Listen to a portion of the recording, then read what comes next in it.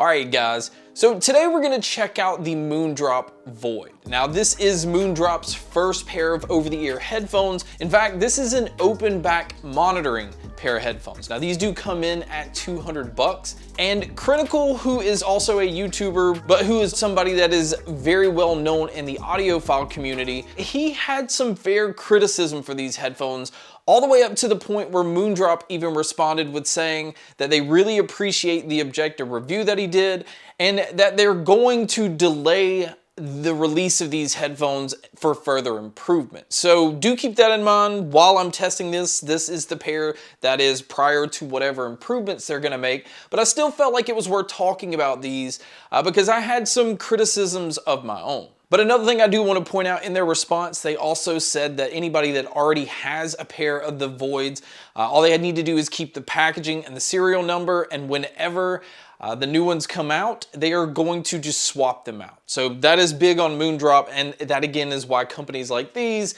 I just appreciate when they listen to criticism that reviewers and just consumers have in general. So the first thing that I want to start with is the packaging, because just like every other pair of Moondrop products, it does have the typical anime style art on the cover. My box did come in a little bit creased. You can see that here. The packaging overall, it's just kind of plain Jane. On the back, you can see the chart readouts and see how they designed their driver, because this is a custom 50mm dynamic driver. Again, this is an open back pair of headphones. So if you're not really familiar with that, if you're listening to these headphones, there's nothing that's keeping your audio closed in. So everything that you're listening to is going to leak out. So these are generally not used as portable type of headphones. And people like this for a number of reasons. One is it gives the sound a lot more of an open feel. It doesn't feel as constrained, and it doesn't isolate you from everything else. You can usually tend to hear things around you the same way you would as if you didn't have a pair of headphones on at all. Now moving over to the build of these headphones, and this is one of my main complaints about it. I mean, it is an all plastic build, which shouldn't be too surprising, but it is very light and it just feels cheap. It even kind of sounds cheap because they didn't even put anything to protect once the ear cups kind of swivel back and hit the headband. You can hear the clack. It is a noisy pair of headphones just in that aspect. Now, it doesn't creak like a lot of other headphones that I've tested that have this all plastic build.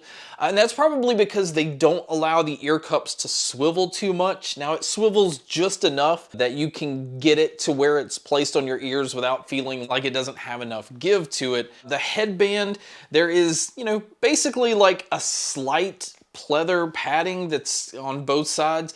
There's not a lot of give in the headband. So when you see me stretch this out, you can see that the headband kind of stays in the same shape that it already is. And it just allows a little bit of flex on the outside where the ear cups are connected. Now, I do personally think that this is going to snap or break over time. So if you do have a larger head, I don't know how much durability you can expect out of these headphones. Now, moving over to the ear pads, which I'm pretty picky when it comes to ear pads. If it's not a comfortable pair, or if it's not like a certain material, it kind of just pulls away from the listening experience. And the ear pads on these remind me a lot of ear pads that come on extremely cheap headphones, like usually ones that have a comic book character on the outside. And honestly, I kind of feel like that's what these are. I mean, they do have a little bit of give to them, and the pleather is a little bit softer than some of the ones that do come on those other headphones. But I really expected a lot more from Moondrop when it comes to the overall build quality and the design. And another complaint, although this is kind of minimal, is the left and right markings. Now, it's a very small lettering right up top, right around where the headband starts, but it's mixed in with the design, so it's kind of hard to tell, which one's your left and which one's your right. And you do need to know this because this is also how you have to plug in the headphone cable. The headphone cable is basically like the Y-shaped cable where it splits off and plugs into both the left and the right side at the same time. And then the other end of the cable is a 3.5mm plug-in. This is a braided fabric cable, and I really don't have any complaints as far as the cable goes. Another thing that they've included inside the box is you do get a 1/4" adapter. That way if you're plugging it into an amp, which I do recommend using, or plugging it into like a home theater system, it's nice that it comes with that.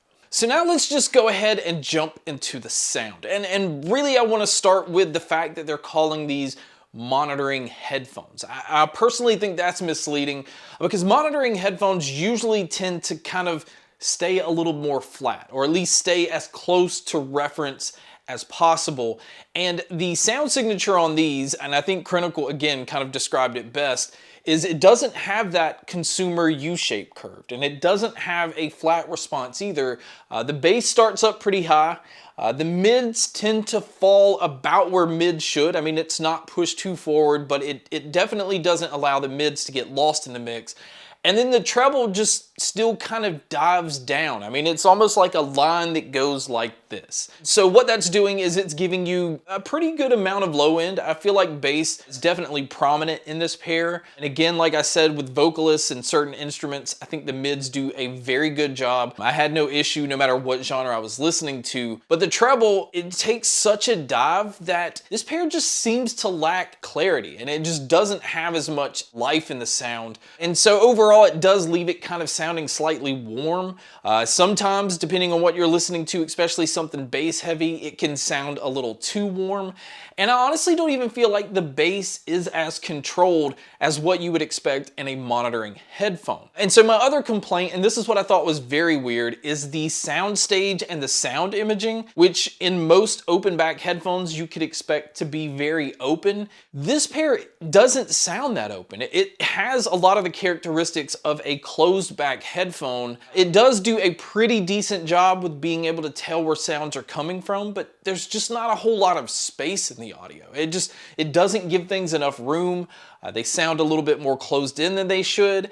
And I think they just missed the mark on calling these monitoring headphones, but they also missed on what these should have with being an open back pair of headphones. So really my overall opinion is for them to label these an open back monitoring pair of headphones, it doesn't have the characteristics you would expect. It kind of sounds like a lower end studio grade style headphones. So I'm very curious to see what they're gonna do as far as improvements go. I really think they have to make some improvements with the build quality.